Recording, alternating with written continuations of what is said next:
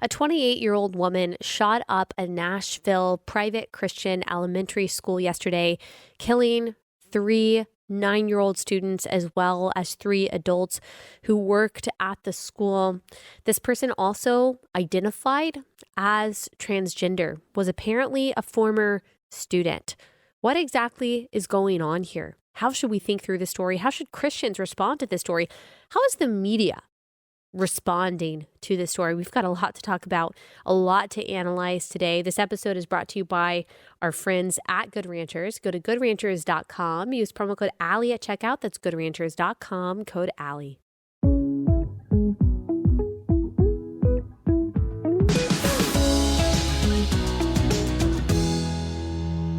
Hey guys, welcome to Relatable. It is Tuesday, and as you could probably tell from the open, we are going to try to get through this very tough episode the best we can. I posted on Instagram this morning, right before recording, just a request for prayer, and I understand with everything going on in the world, it's a low prayer priority, but I asked if any of you had a moment, if you could just pray that I would find words of clarity and peace, talking about something that feels really personal.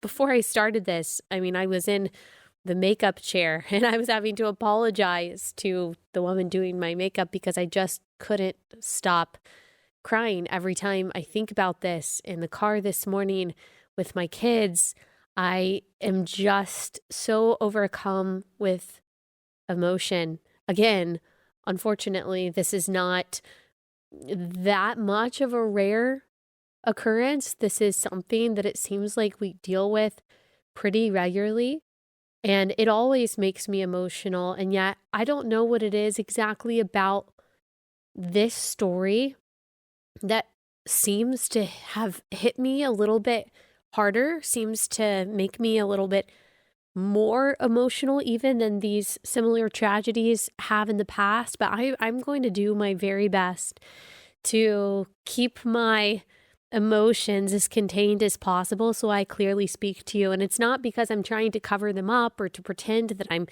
tough or to be superficial or anything like that. It's just because it's really hard to blubber and blabber through such a serious episode. I have a responsibility. I have a responsibility to you guys to explain this, to try to offer comfort and understanding as best as I fathomably can, a biblical perspective of the chaos and confusion that's going on in the world. And I can't do that well if I am crying the entire time. So thank you for your prayers this morning. And some of you sent me a message of something that I post on my Instagram a lot, just as a reminder. And it's the lyrics from one stanza of "This is my Father's world. This is my Father's world. Let me ne'er forget that though the wrong seems oft so strong, God is the ruler yet." So that's what we do here on Relatable. We remind each other. I remind y'all when you need a reminder that God is sovereign, that He is good, that He is faithful, that nothing throws Him off, nothing takes Him aback, nothing surprises Him, nothing makes Him look down and say, wow, I did not see that coming. But even though sin and evil and wickedness grieves Him, He is not apathetic, and He is also not shocked. He is sovereign over it all. And sometimes, I need you guys to remind me of that.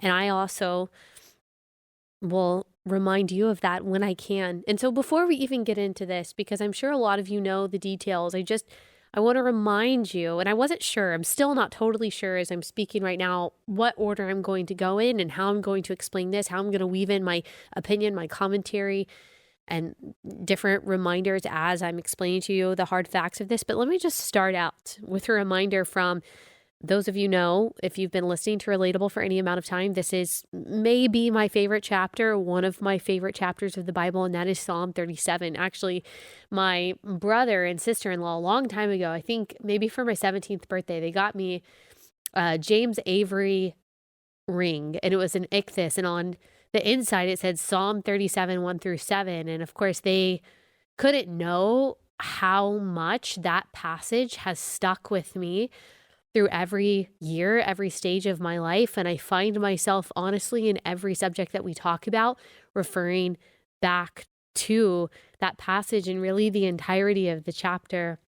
It's really amazing how God works through things like that. But here's Psalm 37:1, fret not yourself because of evildoers. Isn't that an amazing statement? Think about all the things that we have to fret over. Think about all of the wickedness that we have to worry about. Think about all the things going on outside of our window that we can look at and very rationally say, that's scary. I don't want to confront that. And yet here and in so many other places in the Bible, what does this God tell us? Do not fret. Do not worry. Do not be anxious. Do not fear. So here he says it again, fret not yourself because of evildoers, and be not envious of wrongdoers, for this is why. He gives us a reason why. For they will soon fade like the grass and wither like the green herb. So what do we do instead? Trust in the Lord and do good. Dwell in the land and befriend faithfulness. Let faithfulness become your friend. Delight yourself in the Lord, and he will give you the desires of your heart. As we've talked about before, if you're delighting yourself in the Lord, he is the desire of your heart. Commit your way to the Lord, trust in him, and he will act. He will bring forth your righteousness as the light and your justice as the noon day. Then I'll skip around just a little bit. Refrain from anger and forsake wrath. Fret not yourself, it tends only to evil. For the evildoers shall be cut off, but those who wait for the Lord shall inherit the land. I love this verse. This is actually the verse that first came to mind this morning when I was thinking of Psalm 37. In just a little while, verse 10, the wicked will be no more. Though you look carefully at his place, he will not be there. But the meek shall inherit the land and delight themselves in abundant peace. You know, when something like this happens, we have the tendency to ask, and I think understandably, why and how? And let's just pause there for a second. Why would God allow something like this to happen? Why isn't God doing something? Surely we've contributed enough thoughts and prayers. And let's just be really honest about our feelings there, because it's easy to kind of say, well, God is sovereign and bad things happen. This is a fallen world. All of that's true. But let's just be real. If this is you and you're a parent and this happened to your child, you're thinking, okay, I've said over and over again that God loves my child more than I do. True. That God cares for my child's well-being more than I do, that God is more powerful than I do. True. And yet, would you let this happen to your child if you could stop it? No, you wouldn't. If you had the power, as God does, to protect your child from this kind of evil, from this kind of violence, you would stop it. And God did not. That's a tough thing to reckon with. That is a tough thing to reconcile. Can we just embrace that for a second? Can we just face that is really difficult to understand, how a God who says he is love, 1 John 4:8, a God that we know from scripture is all powerful, completely good, completely faithful, that he allowed something that we as fallible humans who are not characterized by love all the time, that we would have not allowed? That's tough. That's tough to understand why an all-powerful and all-loving God, who we know has numbered all of the hairs on our children's head, why he would allow that to happen when we as sinful people would not.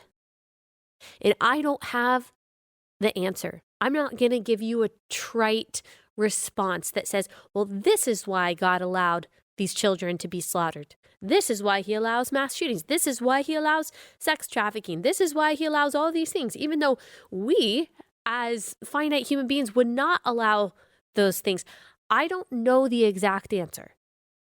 What I do know, and the only thing I can take comfort in, is that I know he's not doing nothing. I think that's our tendency to think, Why did you do nothing, God? Why did you stand to the side? You could have done something. You're all powerful. He's not restrained by anything. Why didn't he stop this? Why didn't he thwart these plans? We would have done that. And we're not as good as him. We're not as strong as him. Why didn't he do anything? Why did he sit to the side and allow this evil to happen? Look, he's not simply sitting to the side and allowing evil to happen. Psalm 37 says that he is going to do something about it. Not in the way that we always want him to. Not always tangibly in the moment, not always physically, but it is a mistake to think that God is tolerating evil. Rather, his wrath is being kindled against the evildoer, and one day they will all be destroyed. We will look at their place and they will no longer be there. Satan will one day have no power. There will be no deceit. There will be no sin. There will be no sorrow. There will be no shootings. There will be no sickness. One day, Jesus will rule in perfect peace and claim victory over wickedness. That day is imminent. That day is coming. He is not doing nothing. God hates evil. He hates murder. He hates murderers. Yes, more than we do. He is angrier at wickedness. He is more outraged by the injustice, by the violence that we saw yesterday than we are. And while we might mistake sometimes his patience for apathy, let us not go to that error. His patience is not apathy. His patience is kindled, stored up wrath that will one day be poured out on the evildoer in ways beyond our comprehension. And listen, the only way to be rescued from that wrath, the only way to find refuge, the only way to be righteous, to be the ones that Psalm 37 talks about, that looks to the wicked and sees that they're not there, to inherit peace, to inherit eternal life, is through Jesus Christ. That's the only way. The only way we can become righteous, the only way we can be spared from the wrath that we deserve because we are sinners and have rebelled from God, is by grace through faith, believing in the death and the resurrection of Jesus Christ, who is God made flesh and came to die for your sins and did not stay dead, but rose again 3 days later, defeating death. And in that resurrection promised us that death is not going to hold either him down or us down forever, but those of us who have been bought by a price through him will live forever in perfect peace. And for everyone else, there's wrath. God is not doing nothing. His eternal plan of redemption is going off without a hitch and always has. So yes, be sad. Let's be sad. Let's be confused. Let's admit that we don't have the answers. Let's cry with those who are crying. Let us mourn with those who are mourning. Let us be angry when we need to be angry. Let us feel those things. But let us not make the mistake of thinking that God doesn't care, or that he is far off, or that he's doing nothing. He's doing something beyond what we can comprehend. All right. Now that I've reminded myself and reminded you all of that, let's get into the details of what actually happened here in some of the response. Let me just go ahead and pause. I'll tell you about our first sponsor for the day. It's a fitting sponsor because as we just noted, Jesus cares about the little ones. He cares about the children even more than we do. They have his heart, they have his compassion, they have his care. And this company that is a sponsor of my show, 7 Weeks Coffee, is a really good representation of that compassion. The reason that they're called 7 Weeks Coffee, and I just love that, is because at 7 weeks, the baby inside the womb is the size of a coffee bean.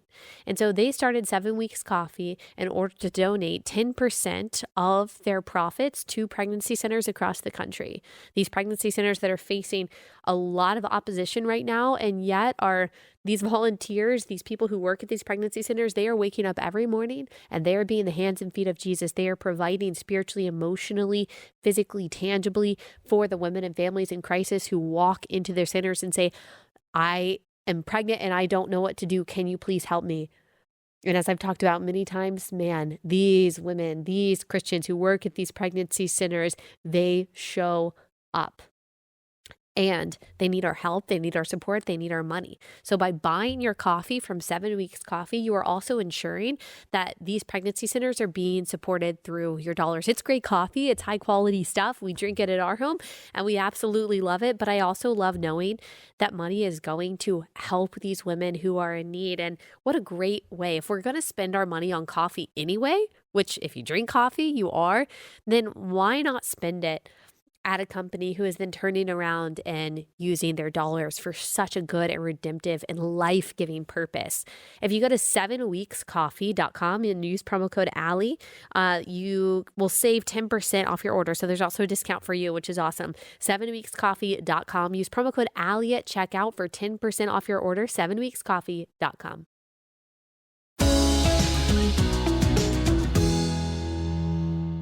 Okay. Let's talk about the nitty-gritty. Let's talk about what happened yesterday. So Monday, March 27th, 2023. And actually, this is probably going to be the part that's hard for me to get through emotionally, just reading these names and thinking about what happened and the parents of these kids, but I'm going to try my best. A shooter attacked the Covenant School in Nashville, Tennessee. From my understanding, this school is just an elementary school. So I believe it's kindergarten or maybe pre-K through 6th grade. So these are all little kids. This school was specifically targeted. So just consider that for a second. Consider the evil, the depravity, the callousness, the wickedness that someone has to have in their mind in order to specifically target an elementary school. Unfortunately, this is not the first time that we've seen something like this, even recently. And so they specifically targeted this small Christian school, knowing that it contained young, vulnerable children. 3 children, 3 teachers were killed. Evelyn Dykhouse, she's 9 years old. William Kenny, 9 years old. Cynthia Peak, substitute teacher, 61 years old.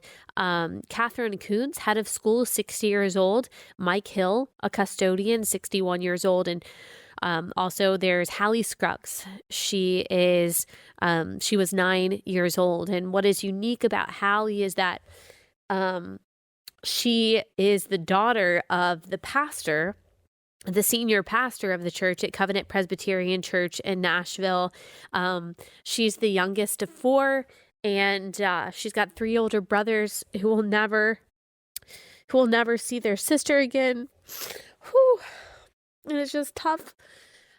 If you're not watching on YouTube, we have a picture pulled up of the pastor. Sorry. And his daughter, and oh man. Okay, I gotta pause for a second. Okay, we had to do some editing there. I don't think that I can get through everything that I wanted to say about the victims. I just physically don't think that I can do it. Let me just say as quickly as I can to relate to what you're feeling. I mean, just as a human, but in particular as a mom of 2 toddlers and 1 baby on the way. I just think about these parents, and I think about them waking up in the morning and doing what I do every morning, getting their kids dressed, feeding them breakfast, saying a prayer for them, maybe reading the Bible, whatever it is, just going through their daily routine and never thinking this is going to be the last time. This is going to be the last time that I drop them off. This is going to be the last time that they they hear me say, I love you. This is going to be the last time we go through this. I mean, it's hard to understand unless you have children, just to know the absolute pain that it would be to lose a child. Like, I would rather die 1,000 gruesome deaths than go through something like that. And these parents woke up this morning without their babies, and their lives will never be the same. Their siblings' lives will never be the same. This community's lives will never be the same. And I'm just so sorry. I'm just so sorry for all of the parents who are going through this. I cannot imagine. I just can't imagine. And I know, like, this pastor, I actually heard a comment that he made, and he was actually he pastored or helped pastor. He was on the staff at a church in Dallas, Park City Presbyterian Church, which is a very large Presbyterian church in Dallas. And so he has a lot of people who love and respect him across the country. He said to a friend, apparently, he said, his daughter Allie is in the arms of Jesus now, and he loves her more than we ever could. And I mean, the kind of faith that it takes to say something like that in the midst of tragedy, I'm very thankful for it. It's a gift of grace, and I'm so thankful for the Holy Spirit, that the Lord is near to the brokenhearted and can give leaders like this the words to speak. And here's the thing about all of this too, as much as I cannot comprehend the pain, is that God is in the business of redemption, and he always uses what Satan means for evil for good. Like, if you think of Romans 8:28, that he is working actively right now, all things together for the good of those who love him. How is that possible in the midst of a shooting of little kids? I don't know, but I'm not God, thank goodness. So God right now is working together, even this thing, for the good of those who love him. And so somehow, to Satan's frustration, God is going to use this to bring the gospel and the love of Christ to people who otherwise would have never heard it. Somehow, God is going to use this for redemption. God is going to use this for beauty. God is going to use this for his purposes. And Satan hates that so much. He's constantly frustrated. He just wants something to be wasted. He wants something to be exclusively evil, and yet God relentlessly redeems. And one day, as we said, he will redeem eternally. We won't have to talk about any of this anymore, but I trust that. That is also a piece of comfort, that the faith of Hallie's family is somehow going to accomplish God's purposes. I don't have many answers, but that's just one thing I know. Okay, let's get through these details.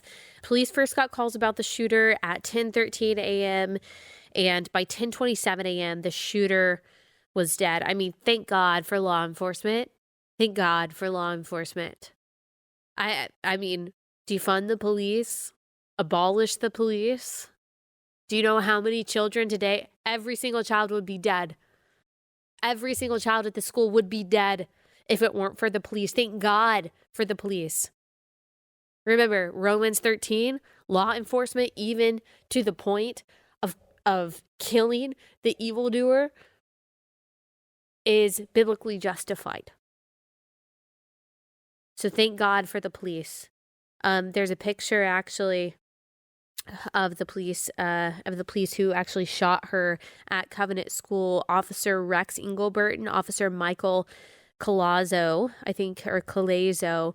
Officer Engelbert is a 4-year veteran. Officer Colazo is a 9-year veteran. And I'm just, again, so thankful for their courage. We actually have a little bit of footage I saw circulating on Twitter.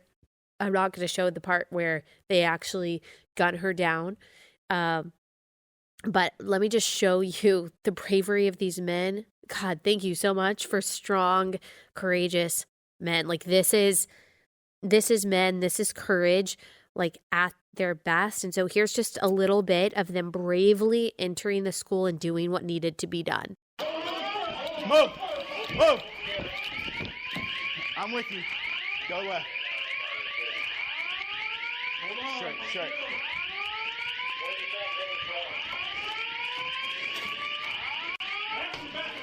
Right here. It's locked. Go.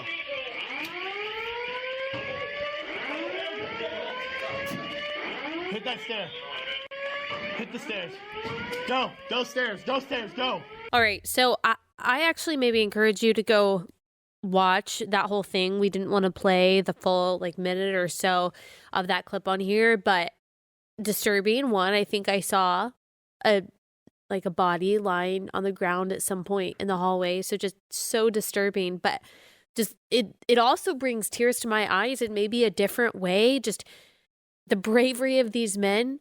And by the way, I hate to even go back to this, but we see here what's possible with courage and with determination and with decisiveness, and what apparently was not possible in Uvalde a year ago, when the police officers stood by and said, well, I don't know, I'm not really sure if we should go. And not all the officers, but the people in charge, they were indecisive, and more lives were lost because of that.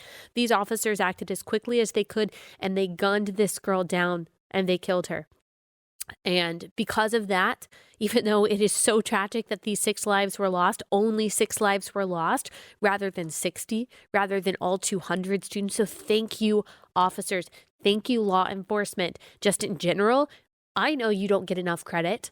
I understand. It's not just that. You get a lot of condemnation. You get a lot of scrutiny. And yes, there are some police officers out there that deserve that scrutiny. I'm not saying that all police officers are perfect. They wield a lot of power. That power has to be very carefully and honestly wielded. So I understand that. But look, we've got these courageous men willing to sacrifice themselves and sacrifice their own safety in a way that the vast majority of us are not willing to do. So the proper response to courageous police officers, or even the proper response to incidents where police officers do bad things, is not to condemn the police force, but to say, thank you, brave officers. You save our lives. You protect our communities. Thank you. So I just want to thank these officers, and I want to thank their wives and families for also making that sacrifice along with them. I'm so thankful. I'm so thankful for strong men. Also, let's just give it up for masculinity here. I'm not saying that there are no brave women, but God has specially equipped men to run into the line of fire in this way, and they did. So thank God for that. They are heroes. And obviously the villain in this story is the person who is now, unless there was some kind of moment of repentance and coming to faith before her death, is in hell. And her name is Audrey Elizabeth Hale. And I don't say that in a celebratory way that this person is in hell. That's just a fact. And it's not even because she is a murderer. It is because she is apart from Christ, but she is murderous, and now she is paying the due and just penalty for that rebellion for all of eternity. So again, don't think God is doing nothing about this. Justice is paid. Justice will be paid once and for all in the end. And I promise you, what this girl thought was worth it was not worth it. And she only realizes it now, and it is far too late. So let's talk a little bit about her, because if you didn't already know that she's a female shooter, you might be surprised by that, because the vast majority of homicides, of assaults, certainly of school shooters, mass shooters are male. So when I heard that this was a female, I thought that's weird. But I will also say, the first thing I said, well, who even knows what female means at this point?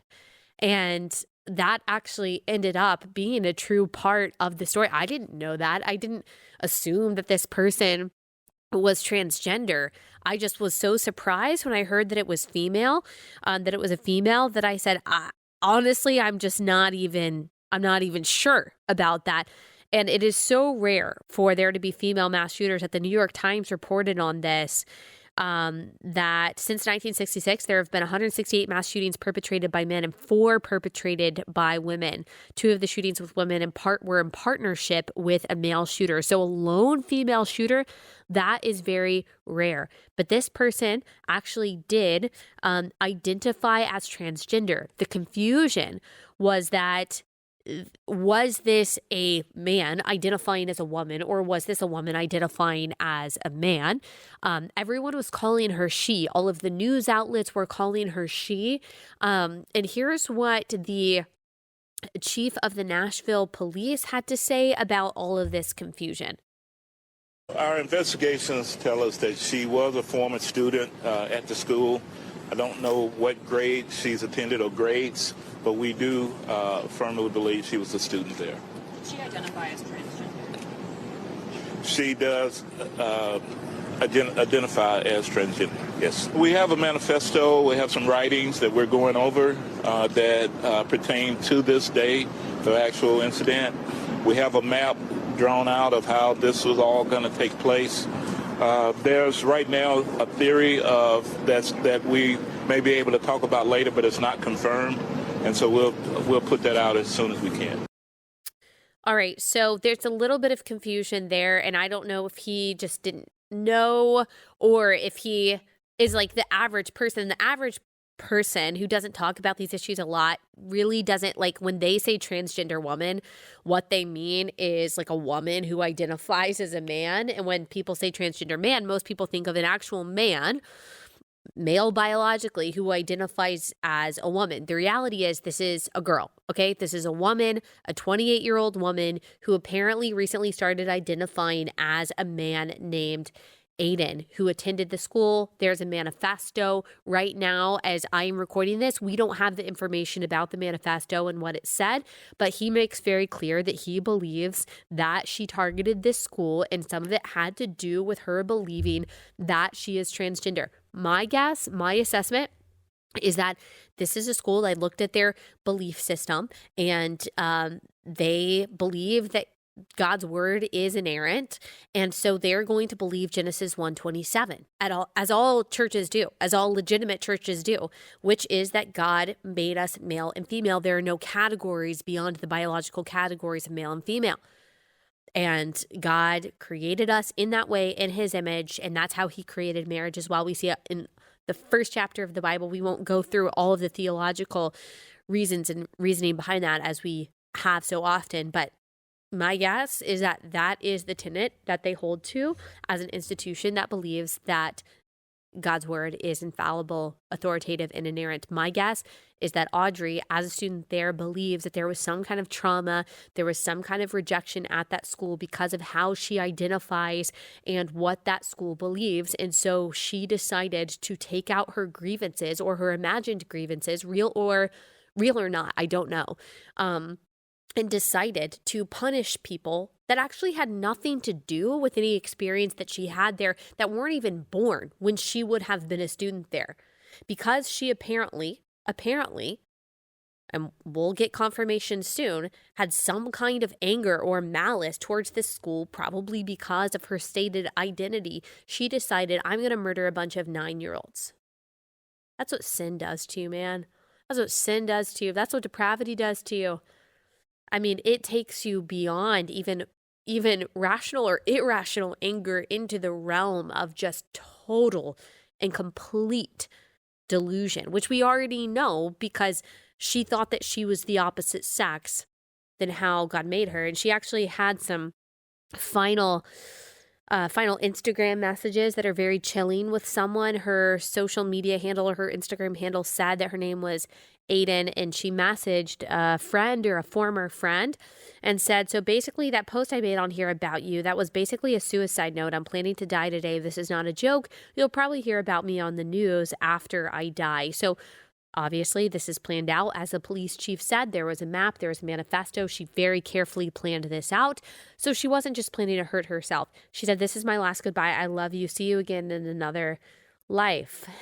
And she actually signed it Audrey, but then put in parentheses Aiden, which is interesting. And then the person says, "Audrey, you have so much more life to live. I pray God keeps and covers you. I know, but I don't want to live. I'm so sorry. I'm not trying to upset you or get attention. I just need to die. I wanted to tell you first because you are the most beautiful person I've ever seen and known all my life. My family doesn't know what I'm about to do. One day this will make more sense. I've left more than enough evidence behind, but something bad is about to happen." So you see how Satan has deceived her so much.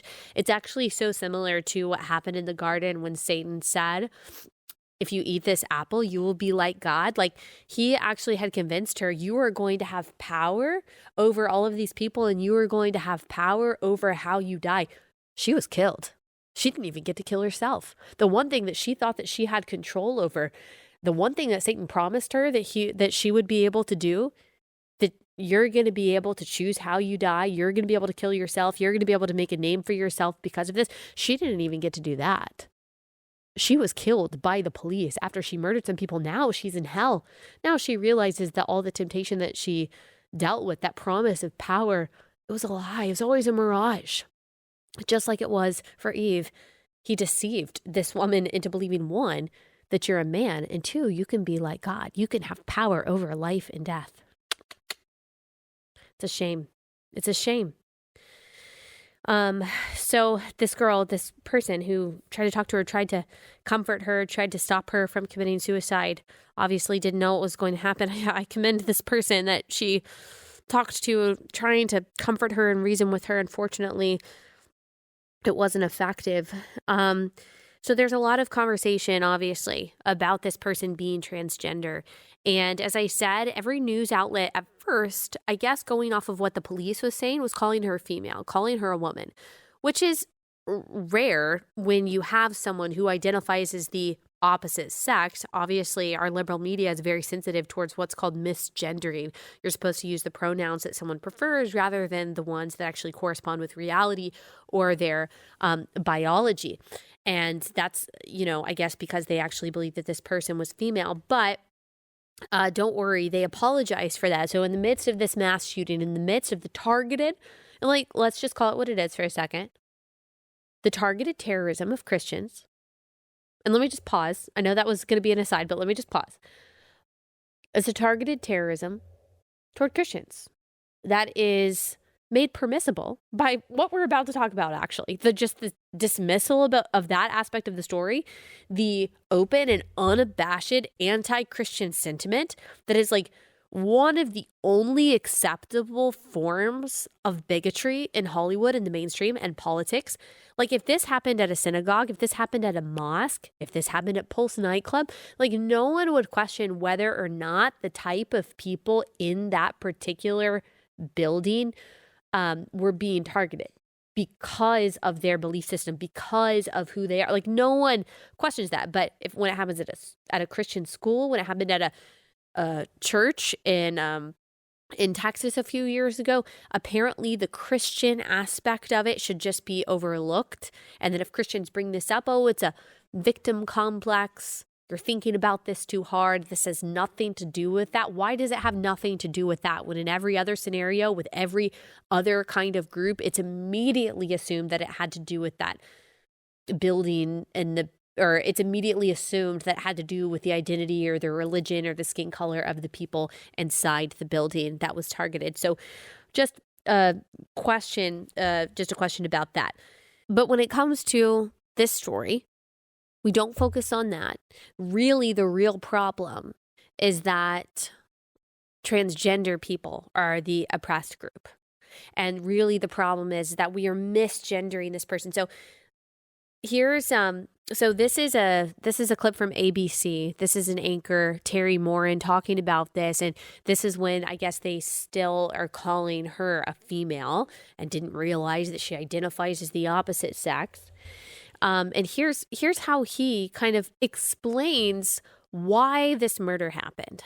The state of Tennessee earlier this month passed and the governor signed a bill that banned transgender medical care for minors. as well as a law that prohibited adult entertainment, including male and female impersonators, after a series of drag show controversies in that state. So that's the narrative. Joy Reid said the same thing on MSNBC. An NBC correspondent actually seemingly blamed the Daily Wire. His name is Benjamin Ryan. He posted a tweet saying that the Daily Wire basically is to blame for the transgender person shooting up this school. He actually deleted the tweet, but we have screenshots. Screenshots live forever, so we will not let Benjamin Ryan forget that this is how he reacted to the innocent blood of little children being shed. He said NBC has ID'd the Nashville school shooter as Audrey Hale, 28, who identifies as transgender and had no previous criminal record. Nashville is home to the Daily Wire, a hub of anti-trans activity by Matt Walsh, Ben Shapiro, and Michael Knowles. Okay, let's square the circle for me, Ben. What is that relevant? Are you saying that because they disagree, as everyone has for all of human history, as everyone still knows today, that men cannot be women and women cannot be men, that this person was then motivated by her proximity to people who accept and preach reality to then go murder these children? Wow, how'd you get there? It's not because of the person who actually picked up these guns and went into this school, targeted them, and murdered them. It's because of people who are maybe a few miles away from her who happen to say things that are true. That's incredible. What incredible reporting, Ben. Really good job. You're doing great, buddy. Keep going. David Pakman, he has a show on YouTube. Very surprising that there would be a mass shooting at a Christian school, given that lack of prayer is often blamed for these horrible events. Is it possible they weren't praying enough or correctly despite being a Christian school? Wow, these atheists are so compassionate. Incredible. Mocking the faith of 9-year-olds who just got murdered. Awesome. Again, really good job. Really good job. People are really concerned also that this person is being quote unquote dead named. Tommy Sunshine is a professor at NYU. Let's focus on the head of school, Catherine Coons, who was specifically targeted by 28-year-old former student Aiden Hale, who has been dead named in the press as Audrey. Can you imagine what the early 2000s Christian curriculum contained about gender, sexuality, and being openly queer? So again, it's their fault. Victim blaming. Fantastic work. Y'all are just, y'all over on the left, party of empathy. Love it. Okay. Kat Amarco, random Twitter user, but this was retweeted by Andy No. I don't condone Audrey Hale's actions, though I understand their outrage against an intolerant state that brainwashes children through religious indoctrination. Ooh, brainwashes them into accepting the body that God gave them? Okay. The reality is this human still identified as that child attending that school and carried that pain into adulthood. First of all, you don't freaking know that. Secondly, I don't care. I don't care. I don't care that person carried pain. Guess what? Newsflash, we all carry pain.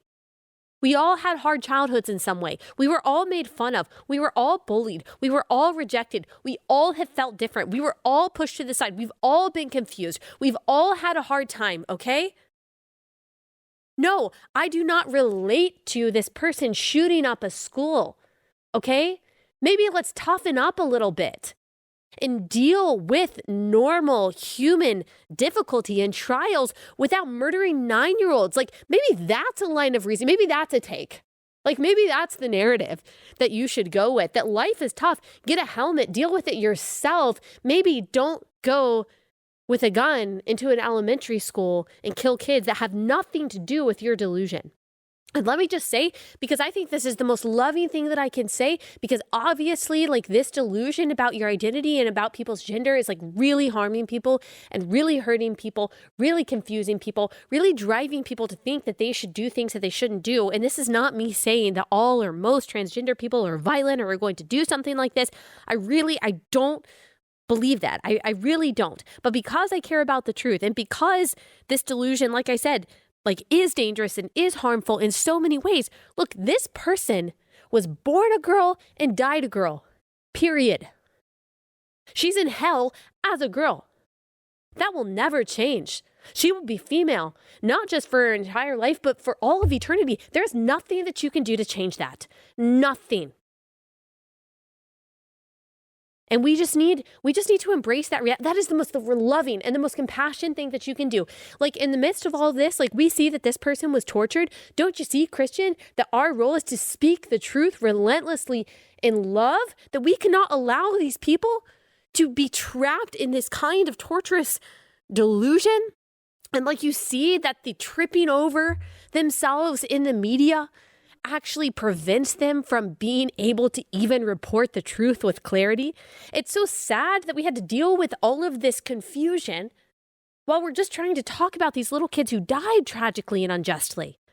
Like we don't even like know what words to use because of this confusion that has completely taken over our culture. So we don't need to mess with that, Christians. We need to be as clear as possible. That is the most loving, the most sympathetic thing that we can do. This shooter, just like everyone else, is made in the image of God, okay? Had an innate worth, had innate value. Like she was important because of that. That is true of absolutely everyone, all right? No matter how you identify, like what your sexual proclivities are, what you think your identity is, like that is true of everyone. That's the most loving thing that I can tell you, that you were born male, you were born female, whatever that is what you are meant to be. Let's stop allowing this confusion to just compound the tragedies and the difficulties that we are already dealing with. And like, did she commit this crime because she knows that this is what men have done? Like, is this part of her fulfilling that identity? That this has traditionally been men and she thought that she was a man, so she was then, trying to like play into that character? I don't know.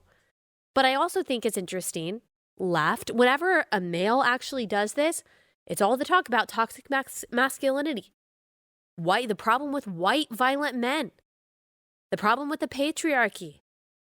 If you really think this person was a man, why aren't you talking about that? I haven't seen any talk from the left about toxic masculinity and the patriarchy and the evil white male racist. Why not?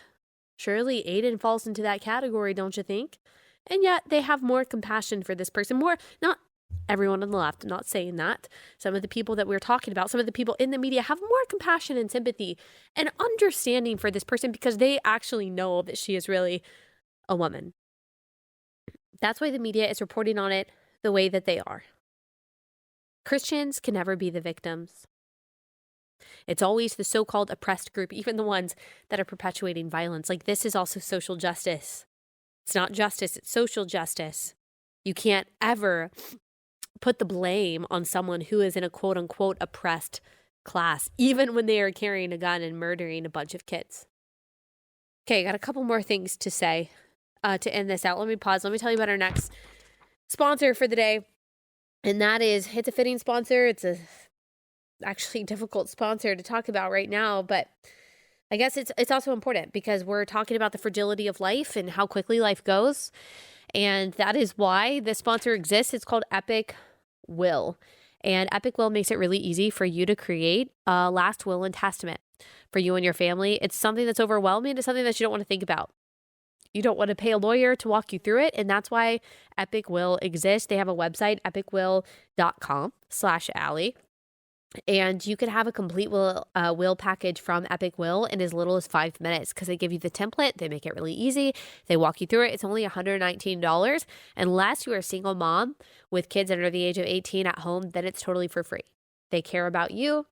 And they care about you being able to take care of your kids. And should anything happen to you, they want your family taken care of. They don't want you to stress about that. So you get it for free if you fall into that category. But for everyone, for all of my listeners, if you go to epicwill.com/Allie, you'll save 10% on your complete will package. Epicwill.com/Allie, you'll save 10% on your complete will package. Epicwill.com/Allie.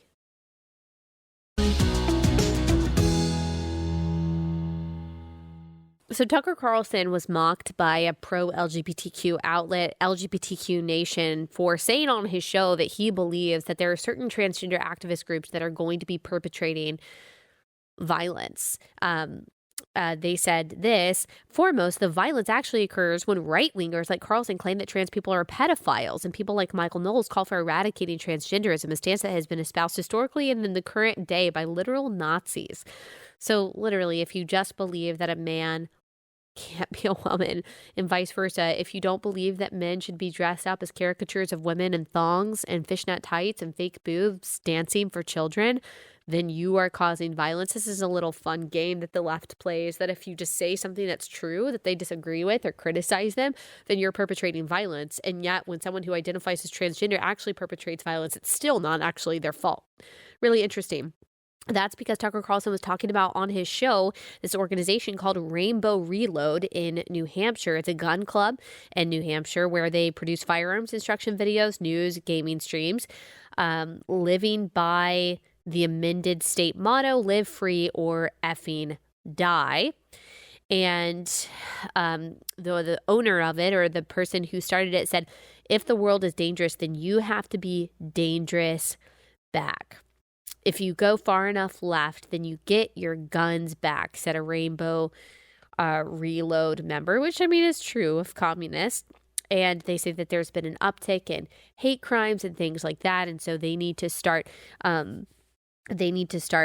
fighting back because of those things. And so, I mean, I believe in the Second Amendment. Obviously, these people are talking about glorifying violence in the face of this absolutely delusional claim that there is some genocide against people who claim to be transgender. Again, this is a fun trick that the left plays, that if you say the true things about biology, if you care about women's rights and protection, then you are committing genocide. If you tell enough already mentally unstable young people that Christians, that conservatives are committing genocide against them, you cannot be surprised when they target an elementary school, right? Like, lies actually have these kinds of consequences, especially when you're explicitly calling for violence.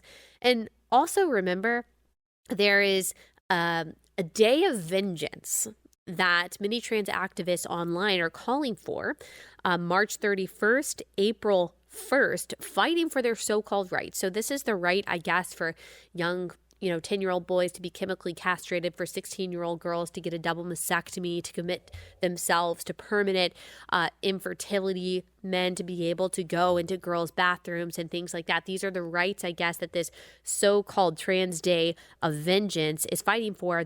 One of the advertisements says, stop trans genocide. So again, this is the kind of language, the Trans Day of Vengeance against genocide. This is a call to arms. Like, this is a call to the kinds of things that we just saw in Nashville yesterday. There's a popular sign that is circulating right now, and it is trans rights or else, and it is the trans flag, which I'll remind you is baby colors, baby blue and baby pink, and it's guns though. So rather than just the trans flag, the colors, the flag itself are long guns to make up the trans flag. Trans rights or else. It's been seen on stickers, t-shirts, hoodies, other items. It's being sold on Amazon right now.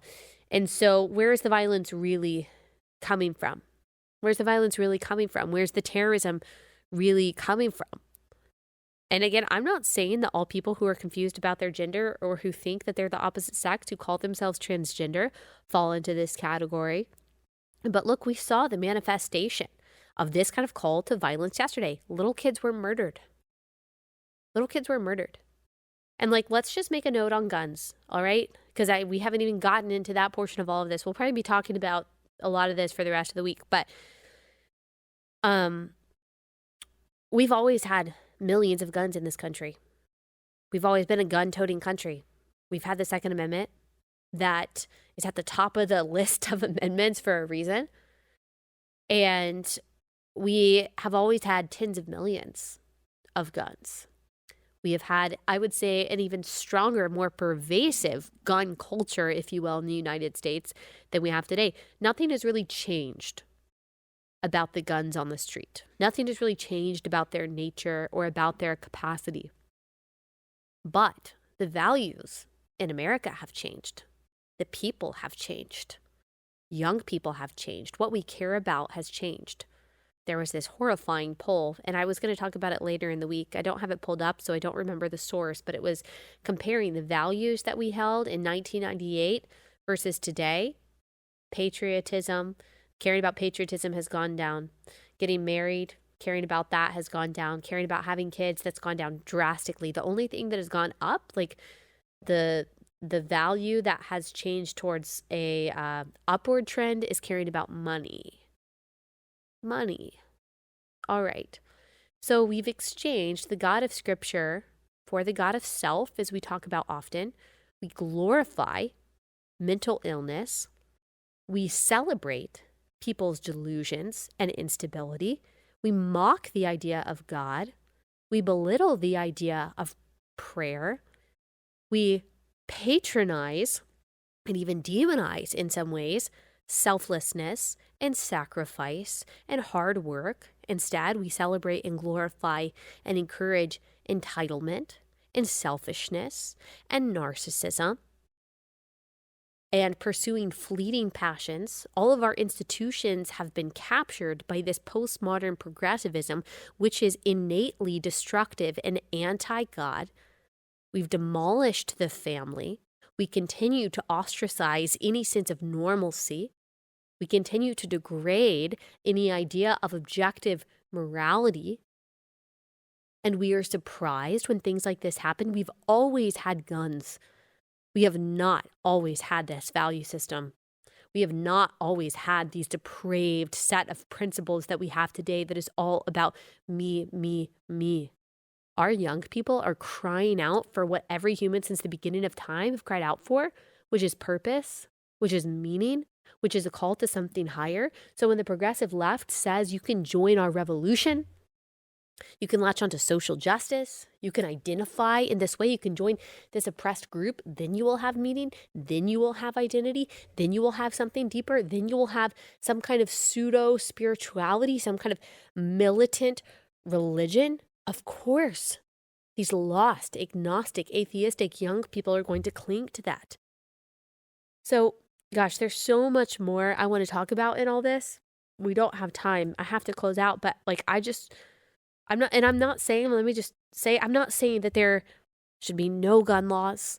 I'm not saying that there is no legal restriction or regulation that should surround the ownership and the use of guns. I am not saying that. I actually don't know any Second Amendment advocate or gun owner who does believe that. So I'm not saying we cannot have conversations ever about any kind of legislation or any kind of, I'm not saying that. I'm not one of those people. I'm just saying if we continue to ignore the heart of the issue, what underlies all of this, the raging culture war that is actually downstream from a theological war, a spiritual battle that's going on, we will continue to see these things happen.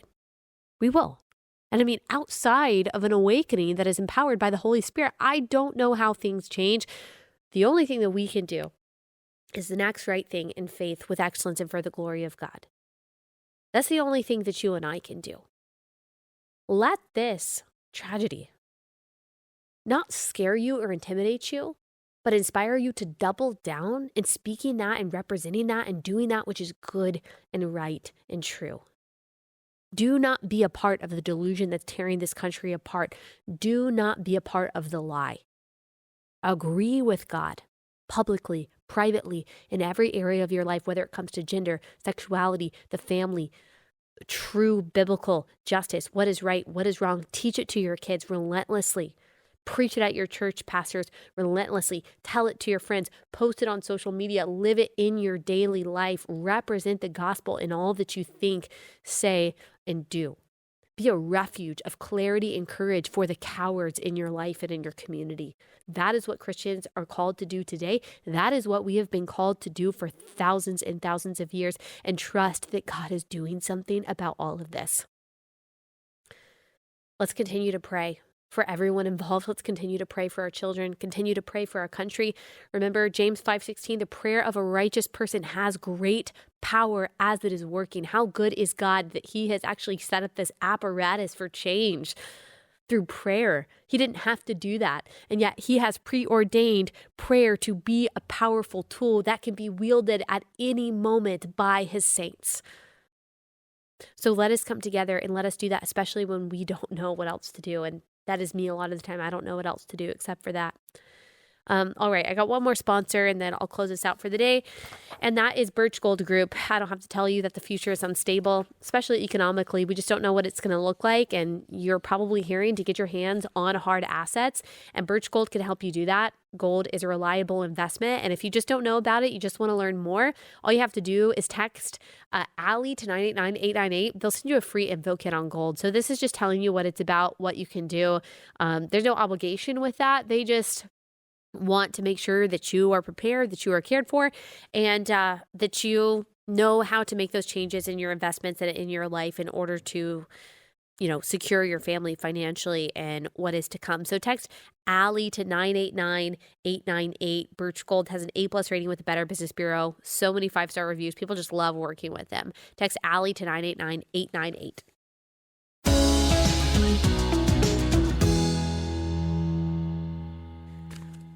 All right, guys, so much more I wanted to say on that. Thank you for your prayers. Whenever I go to events and I talk to you guys and you tell me that you're praying for me and praying for my family, I really, really appreciate it. And I covet your prayers. I ask for them. I mean, there's so many people in your life who need prayer. I hate to ask for prayers and so many things in this world, but thankfully, we serve an infinite God and we can do that. And so I just appreciate and request your prayers because they buoy me and they help me and I feel them. And even though there were some really emotional and difficult parts of this episode to get through, I was able to, and I really do believe I was sustained by the Lord because of the prayers that you petitioned this morning. So thank you so much. And thanks so much for listening. Let's see, do I have any announcements? A lot of you guys have been asking me to talk about this book ban in Florida. I actually wanted to talk about it today, but I knew as the story was developing, we would be spending all of our time on this. And so we will hopefully be talking about it some tomorrow. We'll also be talking about the TikTok ban or potential TikTok ban that is being debated right now in Congress tomorrow. That is if we don't have more to talk about on this story. So we'll see. We'll see. Sometimes weeks are just harder to plan because there's this kind of breaking news. But thank you guys so much. I'm very thankful for y'all, and we will see you back here tomorrow.